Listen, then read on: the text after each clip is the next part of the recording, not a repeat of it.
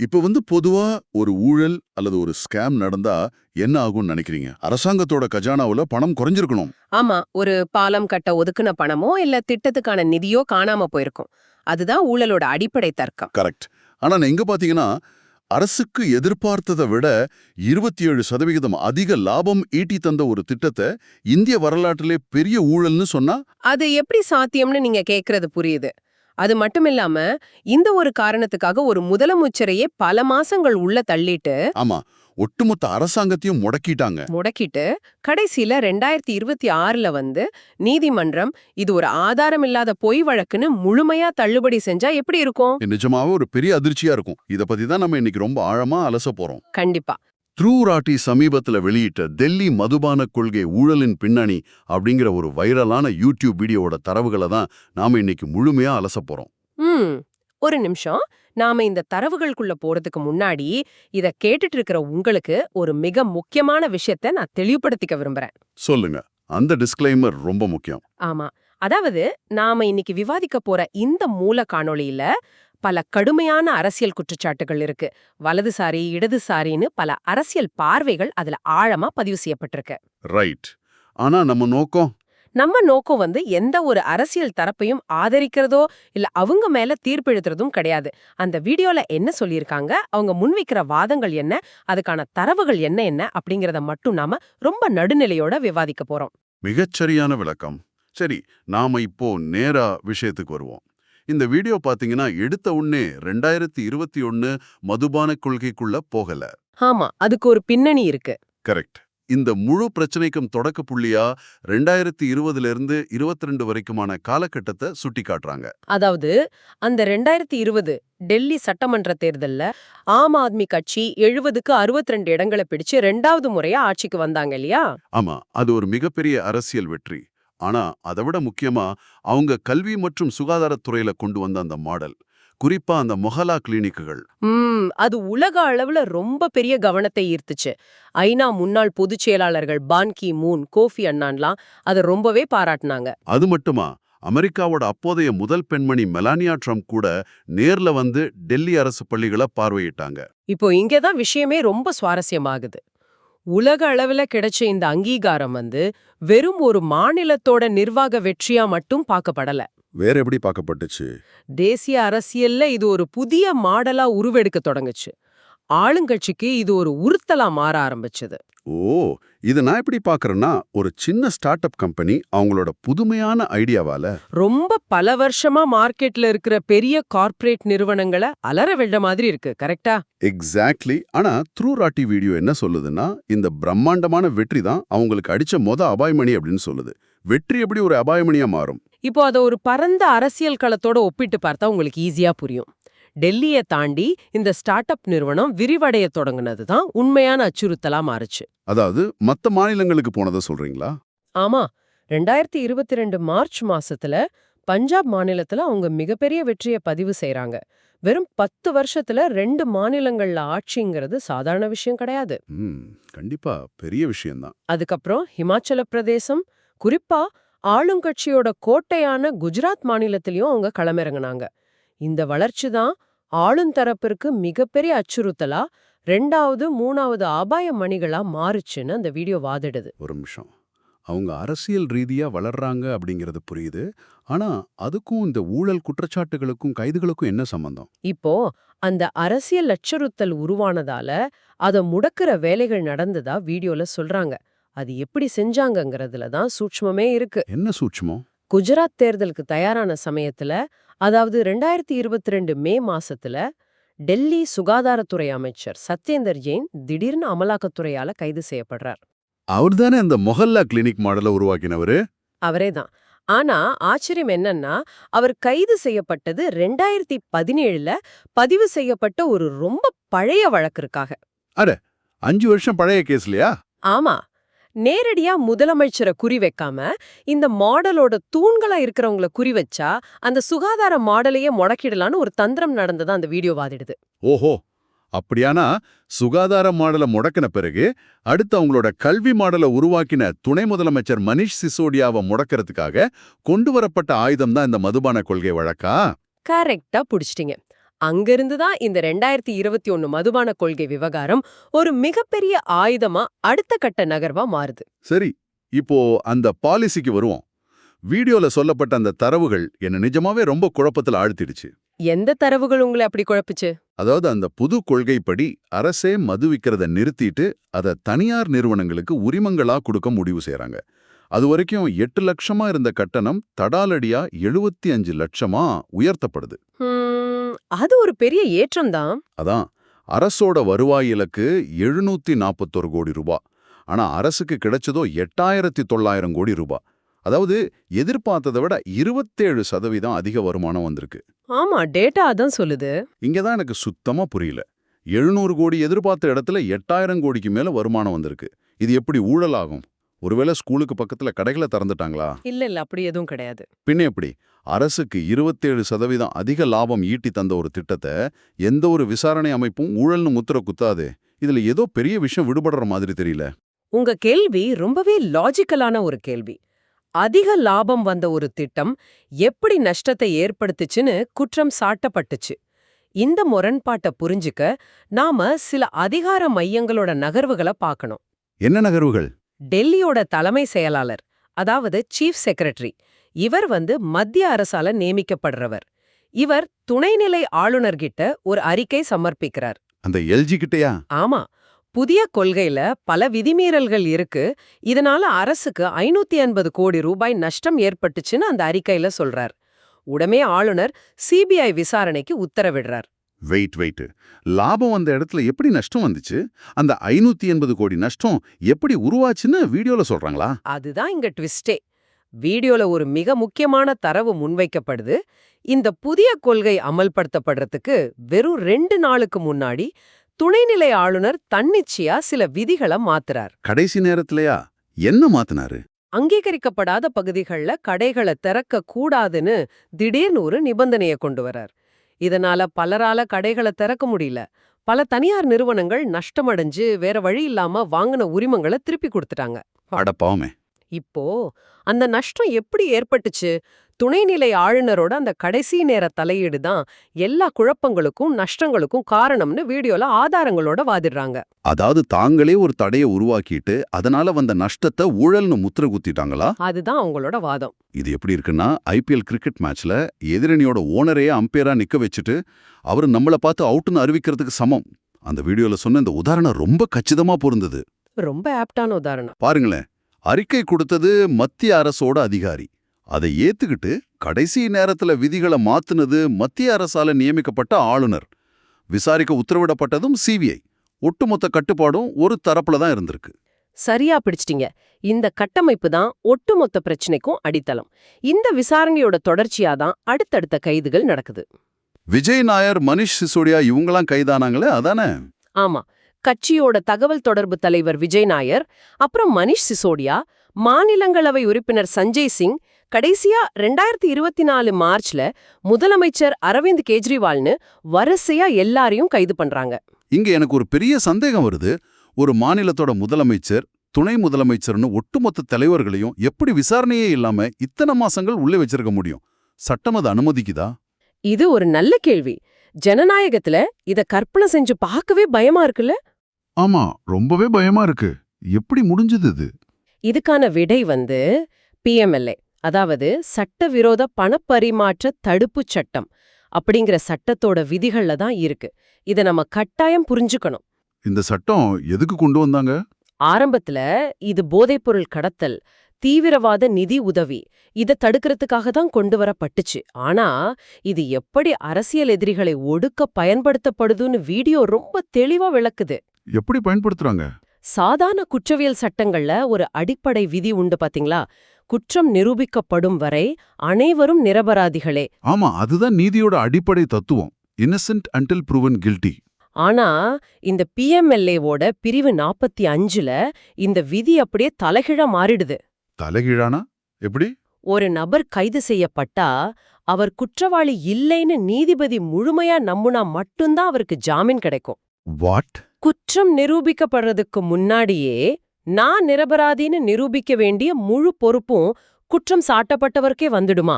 ஆமாங்க.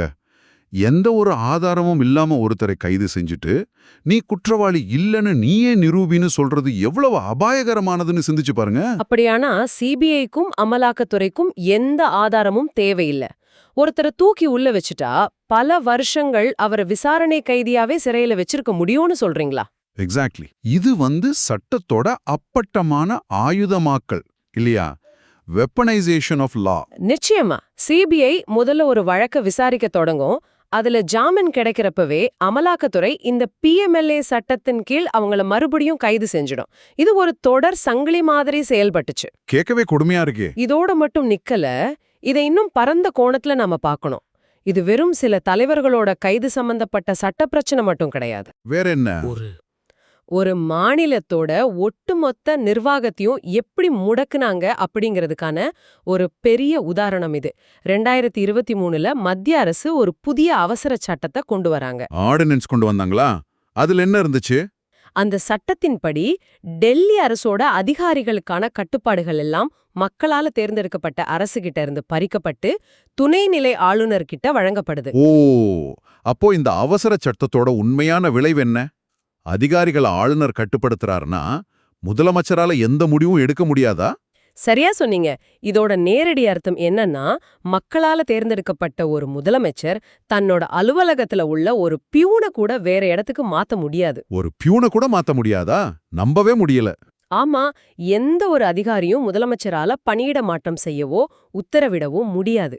அதிகாரிகள் ஃபைல்ஸை நகர்த்த மாட்டாங்க, அமைச்சர்கள் சொன்னா கேட்க மாட்டாங்க. இது ஒரு பயங்கரமான பாரலைசிஸ் ஆச்சே. இதத்தான் வீடியோல ஜனநாயக முடக்கம்னு சொல்றாங்க. ஒரு பக்கம் மூத்த தலைவர்கள் எல்லாரும் ஜெயில்ல, மறுபக்கம் மிச்சம் இருக்க அரசு இயந்திரமும் முடக்கம். ஒரு செயற்கையான முடக்கம் திட்டமிட்டு உருவாக்கப்பட்டுச்சு. இதையெல்லாம் கேட்கும்போது நிஜமாவே மூச்சு முட்டுது. ஆனா இவ்ளோ பெரிய அரசியல் நாடகத்துக்கு பிறகு 2026 பிப்ரவரி 27 அன்னிக்கு டெல்லி ரோஸ் அவென்யூ கோர்ட்டோட இறுதி தீர்ப்பு வருது. அந்த தீர்ப்பு ஒரு பெரிய மைல்கல். ஆமா, அந்த தீர்ப்பை பத்தி வீடியோல சொன்ன விஷயங்கள் தான் என்ன ரொம்பவே வியப்புல ஆழ்த்திடுச்சு. இத்தனை வருஷமா கோடிக்கணக்குல ஹவாலா மோசடி நடந்துச்சுன்னு செய்திகள் வந்துச்சு இல்லையா? ஆமா, நிறைய நியூஸ் வந்துச்சு. அதுக்காக சிபிஐ கோர்ட்ல சமர்ப்பிச்ச ஆதாரம் என்ன தெரியுமா? பென்சிலால கிறுக்கப்பட்ட சில வெற்றுத்தாள்கள். இது எப்படிங்க கோர்ட் ஏத்துக்கும்? உண்மைதான். வெறும் பென்சில் கிறுக்கல்களை வச்சு பல 100 கோடி ஊழலை நிரூபிக்க முடியாதுன்னு கோர்ட் அதட்டிடுச்சு.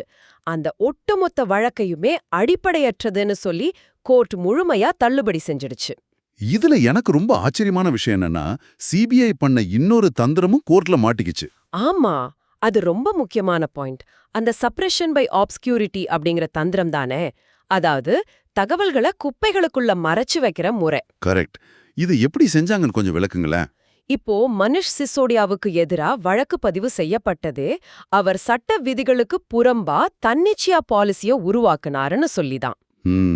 ஆனா அந்த கொள்கை உருவாக்கப்பட்டப்போ பல சட்ட வல்லுநர்கள் கிட்ட இருந்து அதுக்கு சாதகமா லீகல் ஒப்பீனியன்ஸ் பெறப்பட்டிருந்துச்சு. ஓ, அப்போ அவர் சட்டப்படிதான் செயல்பட்டார்னு நிரூபிக்க ஆதாரங்கள் இருந்திருக்கு. ஒளிச்சு வச்சு சமர்ப்பிச்சாங்க. ஆஹா, இது எப்படி இருக்குன்னா, ஒரு 10,000 பக்க சாஃப்ட்வேர் அப்டேட்டுக்குள்ள ஒரு சின்ன வரியில ஒரு வைரஸ் கோட ஒளிச்சு வைக்கிற மாதிரி இருக்கு. தேடுறவங்களுக்கு அது கண்டிப்பா கிடைக்கவே கிடைக்காது. மிக சரியான ஒப்பீடு. 14,000 இமெயில்கள்ல எந்த நீதிபதியால ஒரு குறிப்பிட்ட வரிய தேடி கண்டுபிடிக்க முடியும்? இதத்தான் கோர்ட் ரொம்ப கடுமையா விமர்சிச்சுச்சு. கண்டிப்பா விமர்சிக்கணுமே. தங்களுக்கு சாதகமில்லாத ஆதாரங்களை இப்படி ஒளிச்சு வைக்கிறது எவ்வளவு பெரிய அநீதி. ஆமா, அதே போல இந்த வழக்குல எனக்கு ரொம்ப முரண்பாடா தோணுன இன்னொரு விஷயம் இந்த அப்ரூவர்ஸ், அதாவது அரசு தரப்பு சாட்சிகளோட செயல்பாடுகள் தான். அந்த சரச்சந்திர ரெட்டி பற்றி சொல்றீங்களா? அவரேதான். அவர் இந்த வழக்குல ஒரு முக்கிய குற்றவாளியா கைது செய்யப்படுறார். பிஎம்எல்ஏ சட்டத்துல ஜாமீன் கிடைக்கிறது குதிரை கொம்புன்னு நாம ஏற்கனவே பார்த்தோம். ஆமா. ஆனா இவருக்கு மட்டும் வெறும் முதுகுவலி அப்படிங்கிற ஒரு காரணத்துக்காக ரொம்ப ஈஸியா ஜாமீன் வழங்கப்படுது. அது எப்படி சாத்தியம்? ஏன்னா அவர் ஒரு அப்ரூவரா மாறிட்டார். சட்டப்படி பார்த்தா அப்ரூவருங்கிறவர் யாரு? ஒரு குற்றவாளி. தனக்கான தண்டனையிலிருந்து தப்பிக்க தான் செஞ்ச குற்றத்தை ஒத்துக்கிட்டு மத்தவங்கள கை காட்டுறவர். அப்போ அவர் பொய் சொல்ல வாய்ப்பு அதிகமாச்சு. கண்டிப்பா. வரலாற்று ரீதியாவே எந்த ஒரு உறுதியான ஆவண ஆதாரமும் இல்லாம வெறும் ஒரு அப்ரூவரும் வாக்குமூலத்தை மட்டும் வச்சு ஒருத்தர் கோர்ட் குற்றவாளியா ஆக்காது. ஆனா இந்த வழக்குல வெறும் வாக்குமூலங்களை மட்டுமே வச்சுக்கிட்டு இத்தனை கைதுகள் நடந்திருக்கு. அதுல அதிர்ச்சியான தகவல் என்னன்னா, இந்த முதுகு வலிக்காக ஜாமீன் வாங்கின சரத்சந்திர ரெட்டி அடுத்த சில நாட்கள்லயே எலக்ட்ரோரல் பாண்ட்ஸ் மூலமா 30 கோடி ரூபாய ஆளுங்க கட்சிக்கு நன்கொடையா கொடுத்திருக்காரு. ஆமா, வீடியோல இந்த டேட்டாவை ரொம்ப தெளிவா காட்டியிருக்காங்க. அவர் கைதான 5 நாள்ல 5 கோடி ரூபாயும், அப்ரூவரா மாறின பிறகு 25 கோடி ரூபாயும் கொடுத்திருக்காரு. எலக்ட்ரோரல் பாண்ட் முறையில யார் யாருக்கு பணம் கொடுக்கறாங்கங்கிற ரகசியம் பாதுகாக்கப்படும் என்பதால் இதை ரொம்ப ஈஸியா செஞ்சிருக்காங்க. இது ரொம்பவே ஷாக்கிங்கான ஒரு தரவு. எந்த கட்சி இந்த ஊழலை கையில எடுத்து போராடிச்சோ அந்த கட்சிக்கே பணம் போயிருக்கு. ஆமா, ஊழல் பணத்தோட தடத்தை தேடி போனா அது ஆளும் கட்சியை நோக்கியே செல்லுதுன்னு அந்த வீடியோ ரொம்ப வெளிப்படையா வாதத்தை முன்வைக்குது. இது வழக்கின் நம்பகத்தன்மையை ஒட்டு மொத்தமா கேள்விக்குள்ளாக்குது. மகுண்டா ரெட்டி அப்படிங்கிற ஒரு விஷயத்திலயும் இதேதான் நடந்துச்சு. ஓ, அவரும் இதே மாதிரி தான் பண்ணாரா? ஆமா, இன்னொரு பக்கம் அரவிந்த் கெஜ்ரிவால முக்கிய மூளைன்னு சித்தரிக்க ட்ரை பண்ண சிபிஐ முதல் 3 சார்ஜ் ஷீட்ல அவர் பேரே சேர்க்கல. பேரைய சேர்க்கலையா? அப்புறம் எப்படி முக்கிய மூளைன்னு சொன்னாங்க? அத முரண்பாடு. எந்த ஒரு கூட்டத்திலயும் அவர் மத்த குற்றவாளிகளை சந்திச்சார் அப்படிங்கிறதுக்கான எந்த ஆதாரமும் தங்ககிட்ட இல்லைன்னு சிபிஐயே ஒப்புக்கிட்டாங்க. அதனாலதான் கோர்ட் முடிவை முன்பே தீர்மானிச்சுட்டு அதற்கேற்ப உண்மைகளை ஜோடிக்கும் வேலை இதுன்னு சிபிஐயை விளாசி தள்ளிடுச்சு. இவ்ளோ பெரிய அரசு அதிகாரமோ விசாரணை அமைப்புகளும் ஒரு தனிநபருக்கு அல்லது கட்சிக்கு எதிராக திரும்பும்போது என்ன நடக்கும் அப்படிங்கறத இது ரொம்ப தெளிவா காட்டுது. ஆனா இதுல எனக்கு ஒரு மிகப்பெரிய கேள்வி இருக்கு. என்ன கேள்வி? விசாரணை அமைப்புகள் இப்படி ஒரு தலைப்பட்சமா செயல்பட்டாலும் ஜனநாயகத்தோட 4வது தூணான நம்ம ஊடகங்கள் என்ன செஞ்சுட்டு இருந்தாங்க? சிபிஐயோட குற்றப்பத்திரிகைகளை அப்படியே வேதவாக்கா நம்பி பல மாசங்கள் எப்படி டிவி விவாதங்களை நடத்தினாங்க? இது நாம கட்டாயம் விவாதிக்க வேண்டிய ஒரு விஷயம். சார்ஜ் ஷீட்ஸ் அப்படிங்கிறது வெறும் விசாரணை அமைப்புகளோட ஒரு பக்க கருத்துகள் மட்டும்தான். அது கோர்ட்ல நிரூபிக்கப்படுற வரைக்கும் உண்மைகள் கிடையாது. ஆமா, அது எப்படி மீடியா அப்படி பிளைண்டா நம்புச்சு? அத விளக்க அந்த வீடியோல ஒரு ரொம்ப எளிய உதாரணம் சொல்றாங்க. இப்ப பலருக்கும் ஒரு பழக்கம் இருக்குல்ல, உடம்புல ஏதாவது சின்ன வலி வந்தா உடனே கூகுள்ல போய் அந்த அறிகுறியை தேடி பாக்குறது. ஆமா ஆமா, எல்லாரும் பண்றலாம். கூகுள் சில பொதுவான தகவல்களை கொடுக்கும். அதை வச்சுக்கிட்டு தனக்கு ஏதோ பெரிய கேன்சர் வந்துடுச்சோன்னு நினைச்சு தன்னைத்தானே டாக்டரா நினைச்சுக்கிறது எவ்வளோ ஆபத்தானதோ அதே போலத்தான் ஊடகங்களோட செயல்பாடும் இருந்துச்சுன்னு சொல்றாங்க. ஓஹோ, அதாவது மேலோட்டமா இருக்கிற தகவல்களை மட்டும் வச்சுக்கிட்டு சார்ஜ் ஷீட்ல இருக்கிற ஓட்டைகளை ஆராயாம தாங்களே நீதிபதியா மாறி தீர்ப்பு எழுதுறதுன்னு சொல்றீங்க. சரியா சொன்னீங்க. ஊடகங்கள் ஆழமான கேள்விகளை எழுப்பவே இல்ல. சிபிஐ விசாரணை செய்யுதுன்னா அங்க கண்டிப்பா ஊழல் நடந்திருக்கணும் அப்படிங்கிற ஒரு மாயைய மக்கள் மனசுல ரொம்ப ஆழமா விதைச்சிட்டாங்க. உண்மையான விவாதங்கள் அங்க நடக்கவே இல்ல. ரொம்ப வருத்தமான விஷயம்தான். இது தவிர வீடியோல சொல்லப்படுற இன்னொரு அதிர்ச்சிகரமான தகவல், நீதிபதிகள் பணியிட மாற்றம் செய்யப்பட்டது. ஜட்ஜஸ் டிரான்ஸ்ஃபரா? யார் யாரு? அரவிந்த் கெஜ்ரிவாலுக்கு ஜாமீன் வழங்கின நீதிபதி உடனடியாக மாற்றப்படுறார். இதே போல 2020 டெல்லி கலவர வழக்குல ஆளுங்கட்சி தலைவர்களுக்கு எதிராக எஃப்ஐஆர் பதிவு செய்ய உத்தரவிட்ட ஜஸ்டிஸ் முரளிதர் போன்றவங்களும் உடனடியா டிரான்ஸ்ஃபர் செய்யப்பட்டாங்க. அப்படியா? இது பார்க்க எப்படி இருக்குன்னா, அதிகாரத்துக்கு எதிராக தீர்ப்பளிச்சா இதுதான் விலை அப்படிங்கறத மறைமுகமா உணர்த்தின மாதிரி இல்ல இருக்கு. அப்படி ஒரு பார்வையையும் வீடியோ முன்வைக்குது. அப்பப்பா, உண்மையிலேயே இது ஒரு மிகப்பெரிய ஆழமான அலசல் தான்.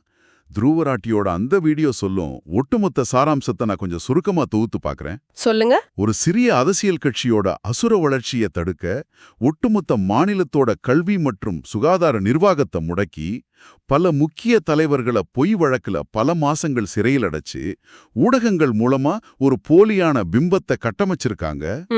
இந்த ஒட்டுமொத்த நிகழ்வும் ஆவணங்கள் மற்றும் நீதிமன்ற தீர்ப்பின் அடிப்படையில எப்படி ஒரு மிகப்பெரிய அரசியல் சதியா வீடியோல முன்வைக்கப்பட்டிருக்கு அப்படிங்கறத இன்னைக்கு நம்ம ரொம்ப விரிவாகவே பார்த்தோம். ஆமா, இதுல இன்னொரு ஆச்சரியமூட்டும் தரவும் அந்த வீடியோட இறுதியில இருக்கு.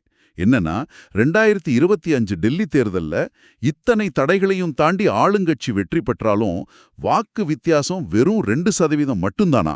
மக்கள் அளித்த அந்த வாக்கு வங்கி உண்மையிலேயே வியப்பளிக்குது. நிச்சயமா. இப்போ இந்த அலசல நம்ம முடிப்பதற்கு முன்னாடி நீங்க சிந்திச்சு பார்க்க வேண்டிய ஒரு புதிய கோணத்தை நான் முன்வைக்க விரும்புறேன். சொல்லுங்க, நேயர்களுக்கான அந்த சிந்தனை என்ன? இத நீங்க கொஞ்சம் கற்பனை செஞ்சு பாருங்க. இன்னும் ஒரு 10-20 வருஷம் கழிச்சு எதிர்கால சட்டக்கல்லூரி மாணவர்கள் இந்த பிஎம்எல்ஏ சட்டத்தையும் நிரூபிக்கப்படும் முன்பே குற்றவாளின்னு முத்திர குத்துற இந்த முறையும் பத்தி படிக்கும்போது அவங்க இதை எப்படி பாப்பாங்க? எப்படி பாப்பாங்கன்னு நினைக்கிறீங்க? இது நம்ம நீதித்துறையில ஏற்பட்ட ஒரு பிழை, அதாவது ஒரு பக்னு நினைப்பாங்களா, அல்லது எந்த ஒரு ஆளும் கட்சியும் அவங்க யாராக இருந்தாலும் சரி தங்களுக்கு சாதகமா பயன்படுத்திக் கொள்ள உருவாக்கப்பட்ட ஒரு நேர்த்தியான கருவி, அதாவது ஒரு ஃபீச்சர்னு நினைப்பாங்களா? ரொம்ப இன்ட்ரெஸ்டிங்கான கேள்வி. ஏன்னா அதிகாரத்துல இருக்கிறவங்க ஒருபோதும் இது போன்ற ஆயுதங்களை கைவிட மாட்டாங்க இல்லையா? இத நீங்களே சிந்திச்சு பாருங்க. ரொம்ப மிக ஆழமான கேள்வி. அந்த எக்ஸ்ரே மெஷின் போலத்தான் நாம பார்க்குற கருப்பு வெள்ளை படங்கள் எல்லாமே முழுமையான உண்மையா இருக்காது. அதுக்கு பின்னால பல மறைமுக உண்மைகள் இருக்கக்கூடும். எதை நம்புறது, எதை ஆராய்வது அப்படிங்கிற தேடலை உங்களிடமே விட்டுடுறோம். ஆமாம். உங்களுடைய பொன்னான நேரத்தை எங்களுடன் செலவிட்டதற்கு மிக்க நன்றி. இந்த சிந்தனையோட நாம இன்னைக்கு விடைபெறுகிறோம். மீண்டும் அடுத்த ஒரு சுவாரஸ்யமான ஆழமான அலசல்ல சந்திக்கலாம்.